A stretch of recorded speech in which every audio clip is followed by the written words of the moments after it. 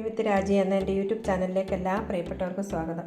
ഞാൻ ഇന്ന് തേൻ നെല്ലിക്ക ഉണ്ടാക്കാൻ പോവുകയാണ്. അതിനായിട്ട് ഞാനൊരു 250 ഗ്രാം നെല്ലിക്ക എടുത്തിട്ടുണ്ട്. അതിന് തുല്യ അളവിൽ ശർക്കര എടുത്തിട്ടുണ്ട്, തേൻ എടുത്തിട്ടുണ്ട്, പിന്നെ ഞാനൊരു സ്പെഷ്യൽ മസാലക്കൂട്ടുകൂടെ എടുത്തിട്ടുണ്ട്.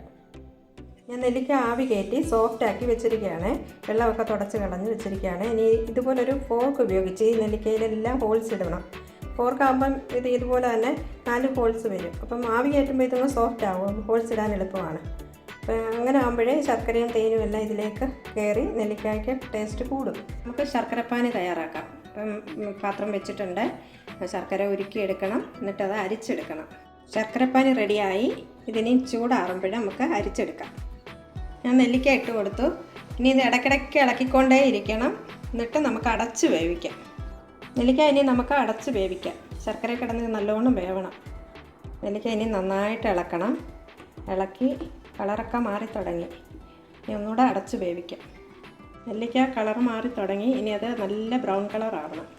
അതുവരെ നമുക്ക് ഇത് ഇളക്കിക്കൊണ്ടിരിക്കുക. ഇനിയിപ്പോൾ അടച്ച് വേവിക്കണ്ട. അങ്ങനെ നമ്മുടെ നെല്ലിക്ക എല്ലാം ബ്രൗൺ ആയിട്ടുണ്ട്. അപ്പോൾ ഇത് ചൂടാറുമ്പോൾ നമുക്കിതിലേക്ക് തേൻ ഒഴിച്ചു കൊടുക്കാം. ശർക്കരയിലോട്ട് ഒരിക്കലും തേൻ ഒഴിക്കരുത്. ചൂടാറിയതിന് ശേഷം മാത്രമേ തേൻ ഒഴിക്കാവൂ.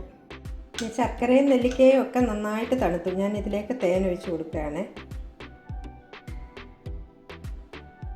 നന്നായിട്ട് ഇളക്കണം നമുക്ക്.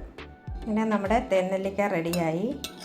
അല്ലേ, നല്ല ടേസ്റ്റിയാണ്. എല്ലാം നന്നായിട്ട് വെന്തിട്ടുമുണ്ട്. നല്ല പോഷകഗുണമുള്ളതാണിത്. നമ്മുടെ മക്കൾക്കൊക്കെ അയൺ ഡെഫിഷ്യൻസിക്കും ഒക്കെ നല്ലതാണ്. എല്ലാവരും ഇത് ട്രൈ ചെയ്ത് നോക്കണം. എൻ്റെ ചാനൽ സബ്സ്ക്രൈബ് ചെയ്യണം, ലൈക്ക് ചെയ്യണം, ഷെയർ ചെയ്യണം, കമൻറ്റ് ചെയ്യണം, ബെൽ ബട്ടൺ ക്ലിക്ക് ചെയ്യണം. എന്നാലേ ഞാനിടുന്ന എല്ലാ വീഡിയോസും നിങ്ങളിലേക്ക് എത്തത്തുള്ളൂ. കണ്ടിട്ട് മാത്രം പോകല്ലേ. എല്ലാവരും സബ്സ്ക്രൈബ് ചെയ്ത് എന്നെ സപ്പോർട്ട് ചെയ്യണേ. എല്ലാ പ്രിയപ്പെട്ടവർക്കും നല്ലൊരു ദിവസം ആശംസിക്കുന്നു.